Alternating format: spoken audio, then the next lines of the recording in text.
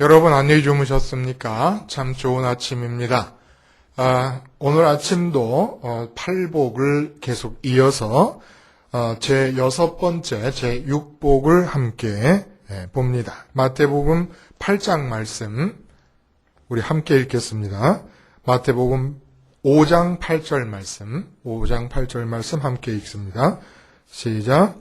마음이 청결한 자는 복이 있나니 그들이 하나님을 볼 것이미요.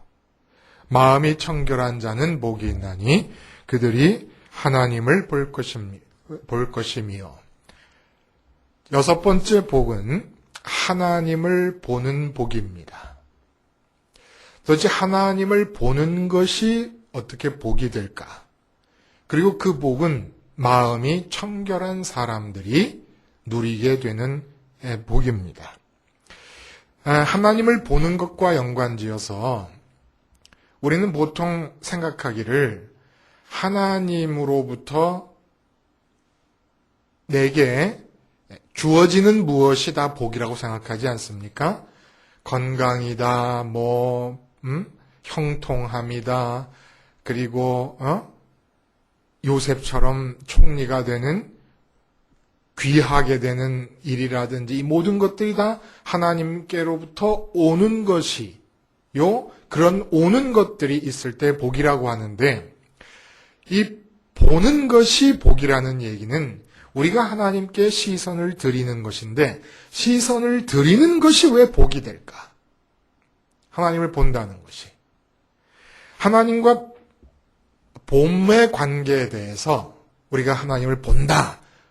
성경은 뭐라고 얘기합니까? 출애굽기 19장 보면은 그 시내산에서 이제 출애굽한 이스라엘 백성들이 모세가 대표자가 되어서 하나님과 계약을 체결하지 않습니까? 그 계약을 체결할 때 시내산에 하나님이 불과 연기 가운데 강림하시는데 그때 이스라엘 백성들이 그게 얼마나 궁금하겠습니까? 저 같아서도 달려 뛰어갔을 것이에요. 그때 하나님이 뭐라 그러시냐면 여호와께서 모세에게 이르시되 내려가 백성을 경고하라. 백성이 밀고 들어와 나 여호와에게로 와서 보려고 하다가 많이 죽을까 하노라. 이 19장 21절, 출애굽기 19장 21절 말씀이거든요. 하나님을 보면 죽습니다. 그리고 그 아래 21절부터 25절 사이에 보면은 뿐만 아니라 이스라엘 백성들의 지도자들이나 제사장들도 함부로 날뛰어서 하나님을 보려고 했다가 죽임을 당합니다. 근데 오늘 본문에는 하나님을 보는 것이 복이라고 얘기해요. 출애굽기에서는 복은커녕 무시무시한 죽임을 당하는 것인데 근데 그 차이가 뭐겠습니까? 마음이 청결한 상태로 보면 복이요. 마음이 불결한 상태로 보면 죽임이라는 것이겠죠. 이 성경 구절이 서로 모순되지 않는 것이 맞는 얘기 아니겠습니까? 그렇다 그러면 하나님을 마음이 불결한 상태로 자꾸 보려고 하는 것은 죽임을 당하는 일이고 하나님을 마음이 청결한 상태로 보게 되는 것은 복이다 이겁니다. 근데 여러분 하나님을 보는 것 이전에 보는 것 자체가 쉽지가 않다는 거예요. 이거 아세요, 여러분? 보는 것 자체가 쉽지가 않다는 거 아세요?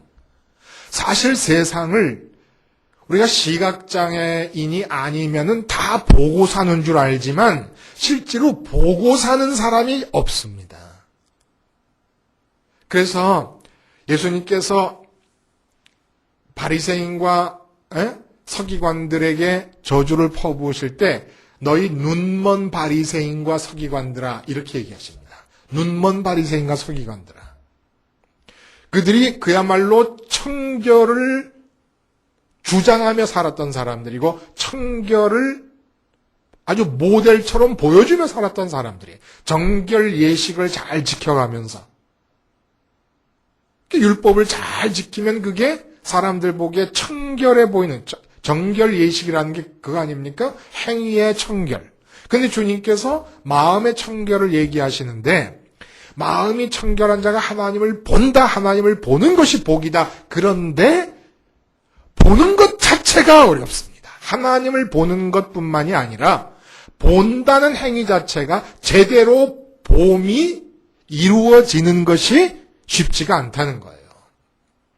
그래서 여러분 너무나도 3살짜리 정도만 되면 다 아는 그런 단어를 사전을 한번 찾아봤어요. 본다라는 게 뭔데 그 보는 것을 통해 복이 될 수도 있느냐? 본다고 하는 걸 찾아봤더니 여러분 굉장히 어렵더라고요. 그 뜻을 봤더니 첫 번째, 두 번째 두 개의 뜻이 기록되어 있는데 첫 번째는 눈으로 대상의 존재나 형태적 특징을 알다. 쉽게 말하면 나무가 이렇게 있으면 나무를 본다는 것은 나무가 지금 나로부터 한 100m 떨어진 곳에 있구나. 근데 그 나무의 모양은 화렵수요. 지금은 겨울이라서 낙엽이 다 떨어졌구나. 있다는 것과 그 형태나 특징을 우리가 깨닫는 거죠. 지각하는 겁니다. 이게 본다는 거예요. 두 번째 본다는 뜻은 뭐냐 하면 눈으로 대상을 즐기거나 감상한다. 그러니까 아까 나무를 봤어요. 근데 그 나무에 눈꽃이 피었습니다. 낙엽이 떨어진 앙상한 가지 위에 눈이 쌓여서 눈꽃이 아름답게 피어 있고 그리고 그 눈 위로 화창한 겨울의 햇살이 비치면서 반짝반짝반짝하는 눈이 보석처럼 보이는 꽃들이 나무에 피어 있습니다. 참 아름답구나. 감상한다는 것이에요. 즐긴다는 것입니다. 이게 본다는 뜻이에요. 그 본다는 뜻이 그거면 아니 대상이 있다는 것과 그 대상의 형태나 특징을 깨닫는 것 그리고 그걸 보면서 마음이 즐긴다는 것 그럼 그게 뭐가 어렵냐? 어려워요. 이게 왜 어렵냐 하면 말입니다. 여러분 본다는 것은 제가 이제 뜻을 좀 가미합니다. 그 본다는 것의 의미를 좀 보충합니다.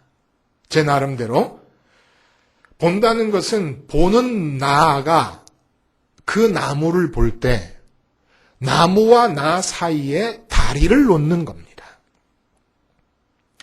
길을 까는 겁니다.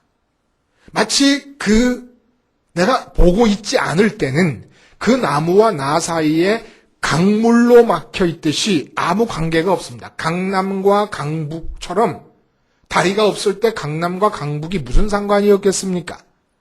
다리도 없고 나룻배도 없다 그러면 아무 상관이 없잖아요. 그런데 내가 그 나무를 바라보게 되면서 그 사이에 가로막혀 있던 강에 다리를 놓는 것이고 또 막혀 있던 산을 뚫고 터널을 뚫어서 길을 깔아내는 겁니다. 길이 생기고 다리가 생깁니다. 그게 뭐냐면 시선이에요. 시선. 눈길이 있으면 그 다음에 뭐가 있습니까? 길이 생기고 다리가 생기면은 오고 가는 것이 있습니다. 오고 가는 것이. 근데 여러분 사전에 찾아봤을 때 그 나무로부터 나무가 있다는 사실을 그리고 그 나무의 특징, 이파리가 다 떨어졌다, 그리고 눈꽃이 피었다 하는 그 형태, 그것이 다리를 통해 내게 옵니다. 그렇죠. 시선이라는 길을 통해 내게로 옵니다. 그리고 그것을 즐기고 그것을 감상한다는 것은 그 오는 것이 내 마음에 와서 내 마음 속으로 들어왔을 때 아름답구나 마음이 느끼는 거지요. 시선이라는 길과 시선이라는 다리를 통해서 시선이 없어지면 안 옵니다. 안 오잖아요. 그렇죠? 그러니까 본다는 것은 다리를 놓는다는 뜻이에요. 그래서 여러분 우리가 외면한다라는 말도 같은 뜻인가? 외면이라는 것은 여러분 뭡니까? 깔려있던 길을 끊어낸다는 것이고 놓았던 다리를 무너뜨린다는 겁니다. 외면한다. 예를 들어서 요즘 구제역이 지금 난리가 났습니다. 그게 뭐 정부의 미온적인 태도를 비판하고 지금 뭐 그러고 난리가 났는데, 김대중 대통령 때도 구제역이 처음 발생했잖아요. 근데 김대중 대통령은 이렇게 얘기했다 그래요. 모든 희생을 다 감수하고 막고, 그리고 깜짝 놀랄 정도로 이 목축업을 하시는 우리 그분들에게는 보상을 해. 그분들이 깜짝 놀랄 정도로 보상을 해라. 그래서 3,000마리가 넘어가기 전에 구제역으로 죽는 이 가축의 숫자가 3,000마리가 넘어가기 전에 딱 막았다는 거예요. 모든 군대가 다 동원되고 이래서 지금은 70만 마리가 벌써 묻혔습니다. 묻힌 곳에서 그 짐승의 막 피 같은 것들이 흘러나온다는 거예요, 지금. 그 기사를 대할 때 우리가 어떻게 해요? 외면하게 돼요. 그런 동네에 사는 분들의 그 끔찍한 상황을 마음으로 외면해버리게 됩니다. 왜 그래요? 그 구제역으로 짐승이 묻힌 현장에 우리의 시선이 가니까, 신문기사를 통해서, 텔레비를 통해서 시선이 가니까 그 시선이 다리가 되어서 그것을 통해서 우리 마음에 전달되는 것이 있는데 그것을 도저히 두고 감상할 수가 없습니다. 그러니까 외면을 한다는 것이에요. 뭐 골목길을 가다가 밤새 정말 술을 너무 많이 먹은 사람들이 토해놓은 고개를 돌리게 되잖아요. 이 눈으로 시선이라는 길을 통해 오는 게 있기 때문에 돌려버리는 겁니다. 더 이상 받아들이지 않으려고. 이게 봄이라는 거예요. 근데 눈먼 바리새인아라고 말씀하신 것처럼 본다는 게 쉽지가 않다는 거예요. 본다는 게.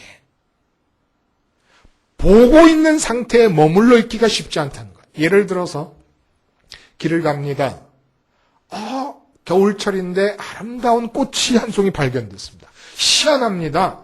눈 속에 매화가 피듯이 꽃이 한 송이 발견이 돼. 눈은 꽃과 관계가 없는 것으로 알았는데 지가 나무에 얹혀져 가고 눈꽃이 되지 않는 한 그 눈 속에 꽃이 피었어요. 그걸 보자마자 시선이 딱 길을 깔고 그 꽃이 있다, 꽃이 아름답다라고 하는 그 꽃의 형태가 내 마음에 전달되자마자 내 마음속에 도사리고 있는 소유의 마음이 발동을 합니다.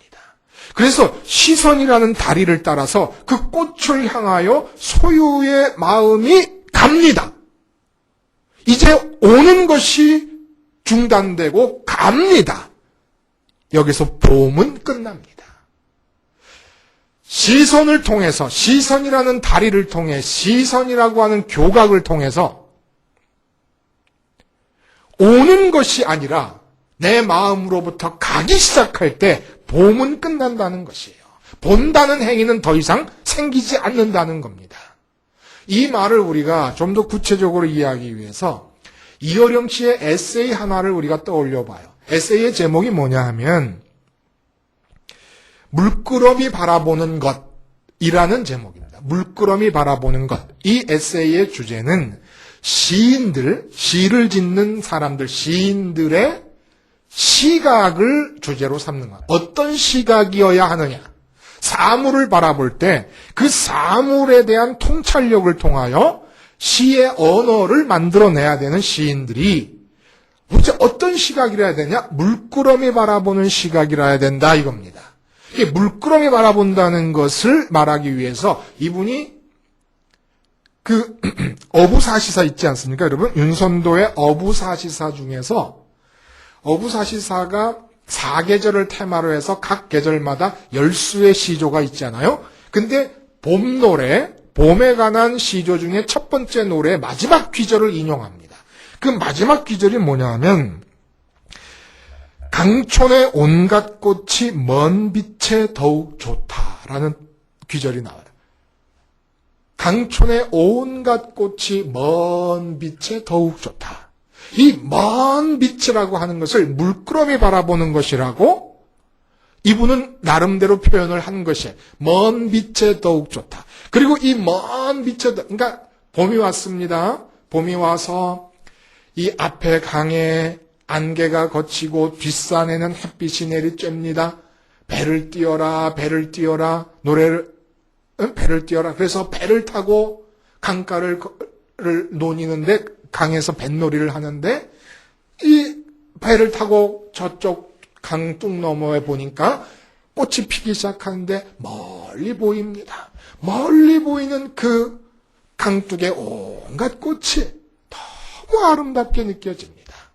물끄러미 바라봅니다. 이 시선과 숲을 마음속에 훌륭한 목재감을 얻기 위한 마음을 품고 손에 도끼를 들고 숲을 헤매는 나무꾼의 시선을 비교를 합니다. 그리고 손에 호미와 곡괭이를 들고 약초를 캐려는 약초꾼의 시선에 비교를 합니다. 이어령 씨가. 나무꾼의 시선은 피가 돋쳤다는 것이에요. 숲을 거닐면서 나무를 바라볼 때 나무를 바라보는 게 아닙니다.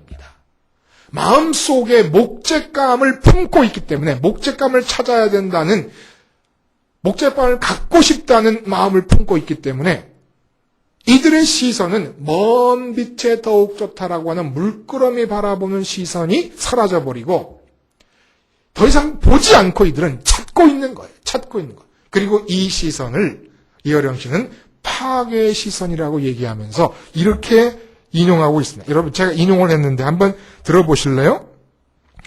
그들은 그 나무와 풀과 온갖 사물을 노려볼 것이다. 파괴가 시작되는 시선이다. 윤선도는 바로 이 노려보는 시선을 거부하고 물끄러미 보려고 했기 때문에 더욱 아름다운 꽃의 존재와 만날 수가 있었다. 참 이어령 씨가 통찰력이 있어요. 그 뒤에 보면은 뭐라고 얘기하냐면요. 아무 뜻 없이 자신의 존재마저 잊고 숲속을 거니는 시인에게는 숲은 가지와 이파리와 뿌리까지도 가슴으로 파고 들어온다. 그들에게 아무것도 요구하지 않기 때문에 그들은 자신의 비밀을 송두리째 드러내 보인다. 그리고 마지막이 멋있어요. 물끄러미 바라보는 시선, 멍청해 보이는 그 시인의 눈에 존재를 꿰뚫는 바늘보다 예리한 역설의 통찰력이 숨어있음을 잊어서는 안 된다. 물끄러미 바라보는 시선, 아무 요구도 없이 바라보는 시선, 자기조차도 잊어버린 채 바라보는 그 시선이 멍청해 보이고 우두커니 보는 것 같지만 바늘보다 예리한 꿰뚫는 통찰력으로 숲은, 바라보고 있는 숲은 보답한다는 겁니다. 보고만 있으면 숲의 비밀이 그대로 다 전달이 된다는 거예요. 보고만 있으면. 그러니까 청결이라고 하는 말을 몰랐으니까, 영적인 의미와 맥락을 고려하지 않은 채로 말했으니까 이런 물끄러미 바라본다고 표현을 한 것뿐이지요. 여러분, 보는 것이 이렇게 어렵습니다. 나무꾼도 도끼를 들고 숲을 헤매며 나무를 봅니다마는 이들은 보는 게 아니에요. 봄이 멈춰진 겁니다. 그쪽으로부터 시선의 다리를 통해서 내게로 주어지는 게 아무것도 없어요. 꽃을 보고 꽃을 꺾고 싶을 때 이미 봄은 끝나는 겁니다. 바라본다고 하는 말은 끝나는 것이에요. 본다는 것은 오는 것이에요. 오는 것. 그런데 그 시선을 통해 가게 되면, 예를 들어 산이 참 멋있습니다. 산의 아름다움이 내게로 시선의 다리를 통해 주어지고 있습니다. 내 마음이 감상하며 기뻐하며 아름다움에 도취합니다. 그런데 갑자기 내 마음에서 별장이 떠오르면서 별장을 저 속에 지으면 좋겠다라는 생각이 그 시선을 통해서 내 마음이 가게 되면은 본다는 것이 끝나버리고 만다는 거예요. 그리고 이제는 그 별장에 부르도자를 동원하고 포크레인을 동원해서 그 별장을 그 산을 파괴하는 작업이 진행될 수밖에 없다는 겁니다. 하나님을 본다, 예수님을 본다. 우리는 주로 예수님의 무엇을 봅니까? 하나님의 뭘 봅니까? 하나님의 능력을 봅니다. 하나님의 지혜를 봅니다. 하나님이 그저 우리가 간절히 원하시면 들어주신다는, 마지 못해서라도 들어주신다는 하나님의 그 자비하심을 봅니다. 보자마자 꽃을 보고 그것을 꺾으려고 하는 자들인 것처럼 이제 하나님을 향한 나의 시선의 길을 통해서 하나님으로부터 오는 것이 아니라 하나님의 아름다움과 하나님의 비밀이 내게로 오는 것이 아니라 내게서 하나님께로 가게 되면서 하나님을 사용하고 하나님을 이용하고 하나님을 탈취하고 하나님을 소유하려고 합니다. 봄이 끊어진다는 거예요. 이젠 더 이상 보지 않습니다. 오직 하나님을 향할 때, 우리의 마음의 시선이 하나님을 향할 때면 그것은 산에 별장을 지으려는 사람들처럼 손에 도끼를 들고 목재감을 찾으려는 나무꾼처럼 하나님은 내 손에 들려진 도끼에 불과합니다. 더 이상 하나님을 보는 게 아니에요. 하나님을 본다는 것은 이제부터는 하나님이 내 손에 들려진 도끼가 되는 것이고 내 마음에서 이루고 싶은 것들을 찾아 헤매는 삶이 돼버리고 맙니다. 이건 기독교도 아니고 이건 신앙도 아니에요. 근데 우리가 주로 하나님을 보게 될 때, 흔히 하나님을 찾게 될 때, 우리 마음이 하나님을 찾는 그 시선을 통해서 주로 가는 게 뭐예요? 또 그 잘난 헌복, 오복이에요. 오복을 얻기 위해서 하나님을 보지 않아요. 하나님을 쥡니다. 나무꾼이 도끼를 쥐듯이, 약초꾼이 곡괭이를 손에 쥐듯이 하나님을 쥡니다. 하나님을 안 봐요. 안 봐요. 이게 문제라는 거예요. 하나님을 본다. 하나님을 보면서 누려질 수 있는 복을 모델처럼 이야기한 것이 무엇입니까? 아브라함에 대한 얘기예요. 저는 참 기가 막히다고 생각하는 것은 아브라함에 대한 이야기를 스테반이 돌에 맞아 죽는 순교 현장에서 설교로 하게 됩니다. 설교에 아브라함 이야기가 나오는데 그때 스테반이 뭐라고 얘기하냐면요. 우리 조상 아브라함이 하란에 있기 전 메소포타미아에 있을 때 영광의 하나님이 그에게 보여 이르시되 라고 해요. 영광의 하나님이 그에게 보여. 이 보여라는 단어와 지금 오늘 5장 마태복음 5장 8절에 마음이 청결한 자는 복 있는 하나님을 볼 것이다라는 볼 것이라는 이 단어가 같은 단어입니다. 같은 단어예요. 시제가 다르고 형태가 다르지만은 같은 단어예요. 그러므로 아브라함이 하란 메소포타미아를 떠날 때 하나님을 보고 떠났다는 거예요. 많은 창세기의 해석서들이 이 스테반의 해석을 놓쳐버립니다. 하나님을 보고 떠났다는 것이에요.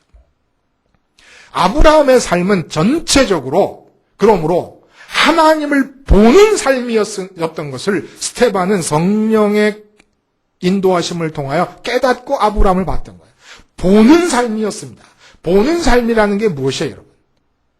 하나님을 보는 삶이라는 것은 예를 들어 자식이 없습니다. 그러면 우리 같으면 마음에 자식을 품습니다. 그리고 하나님을 봅니다. 그럼 하나님을 향하여 시선이 다리가 깔렸습니다. 그럼 뭐가 이제 상황이 어떻게 진전됩니까? 하나님을 마음에 자식을 갖고 싶다는 마음을 품고 바라보게 될 때 더 이상 하나님을 보는 것이 아니고 하나님을 쥡니다. 하나님의 전능하신 능력을 쥐고 그리고 도끼로 목재감을 찍어 내 소유로 만들려고 하는 것처럼 마음에 품은 자식을 내 소유로 하기 위해서 하나님을 도끼로 쥐고 이용하고 사용하고 하나님의 능력을 탈취하려고 합니다. 봄이 끝나버렸어요. 근데 스테반이 보고 있는 아브라함은 하나님을 보는 거예요. 하나님을 보는데 자식을 낳게 해달라는 기도를 단 한 군데도 안 하고 있다는 겁니다.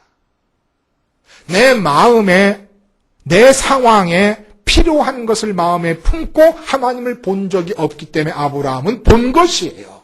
스테반은 이 점을 주목하고 있는 겁니다. 가만 보니까 아브라함이 자식을 구한 적도 없습니다. 가나안 땅을 구해본 적도 없습니다. 가나안 땅 복지의 개척을 비전으로 삼고 떠난 게 아니에요. 그냥 메소포타미아에 머물러 있었고 하나님을 보고 있었다는 겁니다. 하나님을 보고 있었는데 하나님으로부터 옵니다. 시선의 길을 통하여, 시선의 다리를 통하여 하나님으로부터 자꾸 옵니다. 생각하지도 않았던 복지를 향하여 가라고 하십니다. 지금 하나님께 한 번도 구해본 적이 없는 자식을 내가 주겠다고 얘기하십니다. 주겠다고 했으면 빨리 주실 것이지 25년이나 안 주고 계십니다. 그러나 그때에도 하나님께 하나님을 쥐고 자식을 구해보려고, 자식을 얻어보려고 했던 적이 한 번도 없다는 거예요. 조카 롯과 땅을 가를 때도 이 사람은 마음속에 복된 기름진 윤택한 땅을 마음에 담아본 적이 없어요. 아무것도 이 세상에 그 어떤 건 담고 있지 않았는데 문제는 영광의 하나님을 보고 출발했는데 영광의 하나님을 보고 있는 동안에 계속해서 하나님께서 보내십니다. 하나님 쪽에서 옵니다. 아브라함아, 내가 너를 복의 근원이 되게 해주겠다. 바라보니까 복의 근원이 된 거예요. 그냥 보고 있으니까. 야곱과 비교해서 야곱이 뭐예요? 오복을 쫓아간 자입니다. 오복을 쫓아간 자. 근데 일평생을 험악한 인생을 살게 돼요. 아브라함 그냥 보고 있었어요. 보고 있었는데 복의 근원이 되게 해주겠다. 복지를 향해 가라. 자식을 내가 너한테 네 후사를 주겠다. 아, 하나님 아닙니다. 엘리에셀이나 내 종 중에 최고 수장인 엘리에셀이 내 후사가 되게 돼도 상관없습니다. 아니다, 내가 자식을 주겠다. 하나님을 봅니다. 자식을 주겠다. 이스마엘을 낳았으니 이스마엘로 합시다. 아니다, 내가 너한테 자식을 주겠다. 그리고 하나님이 드디어 창세기 18장에 뭐라고 얘기하십니까? 창세기 18장에 이렇게 얘기하십니다. 17절, 여호와께서 가라사대 나의 하려는 것을 아브라함에게 숨기겠느냐? 나의 하려는 것을 아브라함에게 숨기겠느냐? 우리는 무슨 일 하나 하려고 마음에 먹고 단단히 마음 먹었습니다. 요번엔 내가 성공해야지. 그리고 동쪽으로 가야 될지 서쪽으로 가야 될지 몰라. 하나님의 뜻을 구하기 위해 철야기도 하고 금식기도 하고 난리를 칩니다. 근데 아브라함은 한 번도 자기가 땅에서 무엇이 되고 싶다, 무엇이 얻고 싶다고 기도를 해본 적도 없는 사람인데 하나님이 뭐라 그러시냐면 여호와께서 가라사대 나의 하려는 것을 아브라함에게 숨기겠느냐? 이어령 씨가 뭐라고 얘기합니까, 여러분? 아무것도 요구하지 않기 때문에 그들은 숲은 자신의 비밀을 송두리째 드러내 보인다. 물끄러미 바라보는 시선, 멍청해 보이는 그 시인의 눈에 존재를 꿰뚫는 바늘보다 예리한 역설의 통찰력이 숨어 있음을 잊지 마라. 세상 일에 대해서 멍청합니다. 아무것도 마음에 품질 않습니다. 오직 하나님만 바라보고 있습니다. 근데 그 멍청한 아브라함을 향해서 하나님이 뭐라고 얘기하시느냐? 내가 하려는 것을 아브라함에게 숨기겠느냐?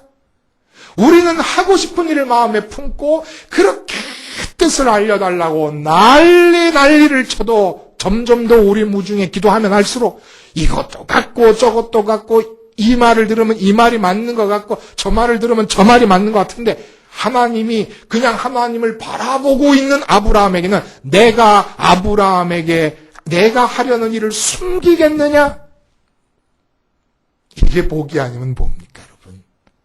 사람들은 오해하는 것이 있는 것 같아요. 아브라함이 가나안 땅에 갔을 때 기근이 있었는데 애굽에 내려갔다. 결국은 마누라를 바로 왕에게 바쳐야 되는 수모를 겪게 된다. 그걸 하나님이 아들 주시겠다는 약속을 참지 못하고 하갈에게서 이스마엘을 낳았다. 성급했다. 여러분, 아브라함이 내가 아닙니다. 스테반 집사님이 아브라함을 볼 때 출발부터 하나님을 보고 출발했는데 하나님을 본다는 이 지점이 어느 지점인지 아십니까? 의인 욥이 그 많은 재물과 그 많은 자식과 그 사랑하는 아내와 친구들과 그 좋던 건강과 모든 것을 다 잃고 차라리 음부에 내려가 죽는 것이 나았다고 탄식할 만큼 고통스러웠던 그 고통을 치른 뒤에 도달한 것이 내가 이전에는 귀로만 듣던 여호와 주를 눈으로 보나이다 한 지점이에요. 아시겠습니까? 아브라함이 순례길을 출발한 지점이 바로 그 지점이라는 겁니다. 그 지점에서 출발해서 하나님을 보고 있던 자가 왜 가나안 땅에 머물지 않고 내려갔는지, 왜 이스마엘을 낳게 됐는지 한번 다시 연구해 보세요. 다시 연구해 보세요. 결론을 얘기하면 이 땅에서 그 마음 속에 갖고 싶고 이루고 싶어서 품은 것이 없기 때문에, 이 땅에서 원하는 것이 없기 때문에 이스마엘도 낳게 되고 가나안 땅에서 애굽으로 내려가게도 되는 겁니다. 기근을 피해서. 한번 다시 연구해 보세요. 스테반이 제시한 출발점을 통해서. 욥이 마음에 품고 있었습니다. 그것 때문에 하나님을 믿진 않았어요. 재산 때문에, 자식 때문에, 건강 때문에, 가정의 화목 때문에 하나님을 믿고 있진 않았어요. 만약에 그랬다면 다 없어지면 하나님을 버렸겠지요.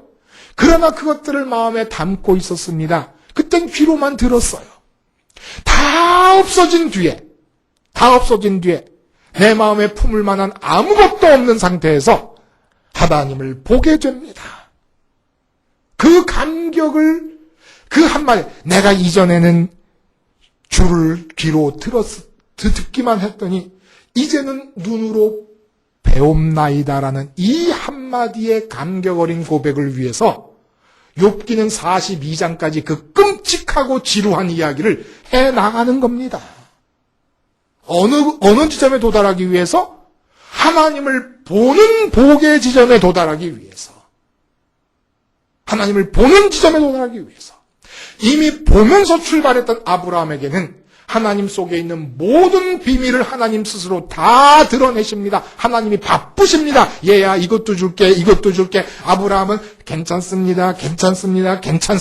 하나님만 보면 되고, 내 아브라함에게서부터 가는 게 아무것도 없어요. 이거 갖고 싶습니다. 저거 갖고 싶습니다. 아무것도 없어요. 아무것도 없는데 하나님께서 계속 옵니다. 하나님을 보는 것을 유지했다는 거예요, 아브라함은. 계속해서 봄을 유지합니다. 내게서 가면 안 돼요. 시선의 길을 따라 내게서 가면 봄이 끊어집니다. 도심지에 살다가 바닷가에 나와도 탁 트인 바다를 보면서 마음이 시원해지지 않습니까? 오고 있기 때문에 그래요. 변화산에서 베드로가 예수님의 천국에서의 신령한 모습을 보면서 어떻게 됩니까? 그 예수님의 모습이 그 시선을, 내 다리를 통해서 베드로의 마음속에 다 왔을 때, 이 사람이 산 아래에서 자기가 살고 있는 사람이라는 걸, 거기에 집도 있고 가정도 있고 동료 제자들도 있고 할 일이 있다는 걸 다 잊어버립니다. 너무너무 좋아서 그 예수님의 모습이 내 다리를 통해서, 시선의 길을 통해서 내 안으로 들어왔는데, 다 아무것도 아니더라 이거예요. 돈 버는 일 아무것도 아니고, 밥 먹고 사는 일 아무것도 아니고, 이 세상에서 무슨 식민지로부터 나라를 구해내야 된다는 애족의 마음이 아무것도 아니고, 아무것도 아니더란 말입니다. 이 세상의 대단한 모든 것들을 아무것도 아니게 볼 수 있을 만큼 하나님을 보고 있을 때 하나님의 모습이 내게 비춰지면 굉장한 것이 된다는 거예요. 하나님 자체가. 그리고 하나님을 보고 있노라면 하나님께서 이 땅에서 이루어질 삶에 대한 모든 당신의 계획과 비밀들을 그냥 내가 요구하지도 않았는데 그냥 막 내가 너에게 내가 할 일을 숨기겠느냐?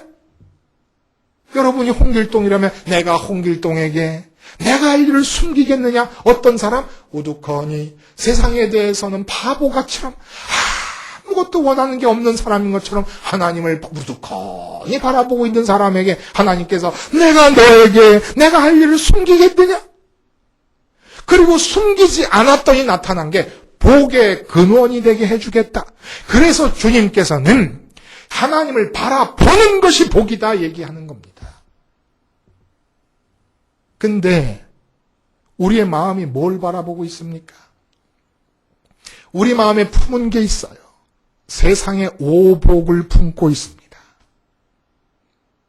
세상의 오복을 마음에 품고 하나님을 바라보니 이 바라봄이 봄이 아니라 시선의 다리를 통하여 하나님의 능력을 탈취하려는 나무꾼의 손이 되어버립니다. 하나님의 능력이라고 하는 도끼를 쥐려는 나무꾼의 손이 하나님을 향하여 갑니다. 쥐는 방법이 뭡니까? 꽉 쥐어라. 꽉 쥐는 방법이 뭡니까? 40일 금식기도, 다니엘 기도, 제목을 뚜렷이 정해놓고 기도해라. 구체적으로 기도해라. 정말 오마이갓이에요. 다 망가뜨렸어요.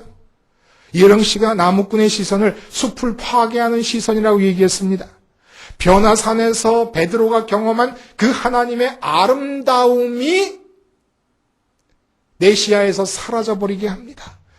나를 통해 이루시려고 하는 복의 근원의 자손으로서, 복의 근원된 아브라함의 자손으로서 또 역시 또 하나의 복의 근원이 되게 하시려는 하나님의 근본적으로 마음속에 갖고 계시는 그 비밀을 다 부셔버립니다. 다 파괴해버립니다. 내가 갖고 싶은 것을 마음에 품고 봄을 통하여 이젠 봄이 중단돼 버리고 내 쪽에서 가는 거예요. 본다는 것은 보고 있는 대상으로부터 오는 게 보는 겁니다. 오는 게. 우리는 하나님께로부터 은혜를 받고 싶어요. 복을 받고 싶어요. 그런데 거꾸로 내가 하나님께로 가고 있는 거예요. 먼저 지금. 그냥 보고 있으면 올 텐데. 왜 못 봅니까? 이 세상에서 이것저것 갖고 싶고 이루고 싶은 게 많아서 마음에 품고 있는 거예요. 제가 그렇게 비전이 원수라고 얘기하는 이유도 거기에 있는 겁니다. 내 인생의 비전은 하나님이 갖고 계시면 돼요. 마음에 품어버려요. 마음에 품어버리면 못 봐요.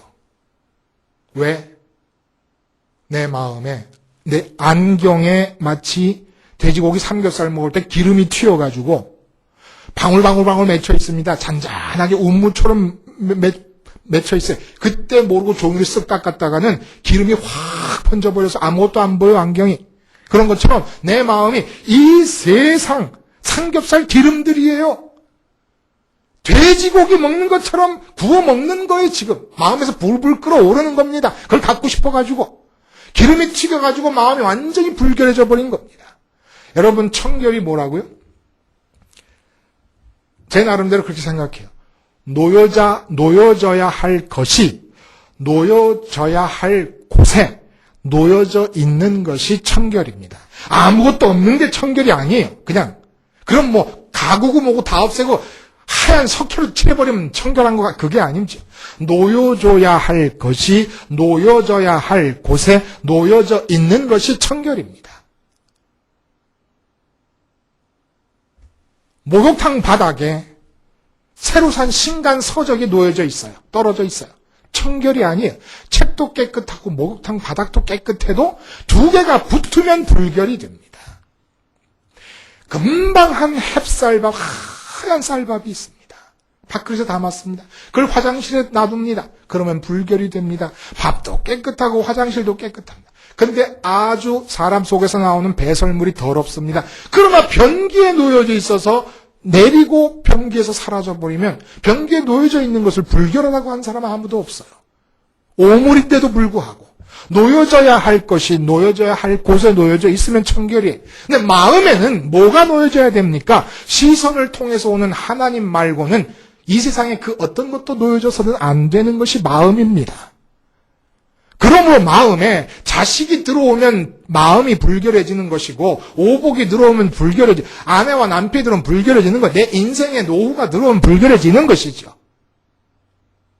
애인이 들어와도 불결해지는 겁니다. 애인이 불결한 게 아니고 마음이 불결한 게 아닙니다. 근데 애인이 마음에 닿으면 마음이 불결해지고 돈이 불결한 게 아닌데 돈이 마음에 닿으면 불결해지는 거예요. 돈도 오물이 되고 마음도 불결해집니다. 그래서 주님이 뭘 하시려고 하십니까?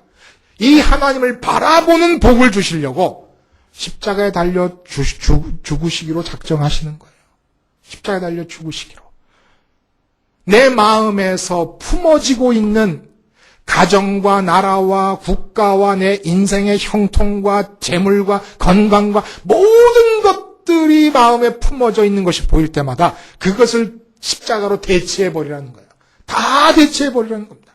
십자가로 다 대체해서 마음에서 몰아내라는 겁니다. 귀신을 쫓아내듯이, 십자가로 드라큘라를 쫓아내듯이 내 마음에 자식을 쫓아내고 돈을 쫓아내고 다 마음에 쫓아내고 나면 하나님이 보여요. 내 욕심이 가는 게 아니라 하나님께로 옵니다. 하나님께로부터. 하나님의 모습이 보이고 나를 통해 이루 하나님의 계획이 보이고 다 보이고 오고 옵니다. 바다를 볼 때 바다의 풍경이 내 마음에 들어와 속을 탁 터놓듯이 하나님이 내게 보이기 시작할 것입니다. 아브라함에게 말합니다. 내가 아브라함에게 내가 할 일을 숨기겠느냐? 하나님을 보세요.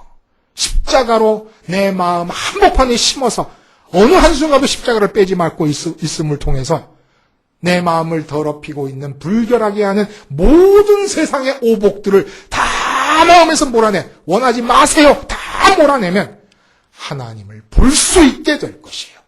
이보다 더 큰 복이 어디 있겠습니까? 기도하겠습니다. 하나님, 주님의 십자가로 마음을 청결케 하게 해 주시고 하나님을 볼 수 있는 복에 겨워 살도록 은혜 베풀어 주시옵소서. 예수님의 이름으로 기도하옵나이다. 아멘.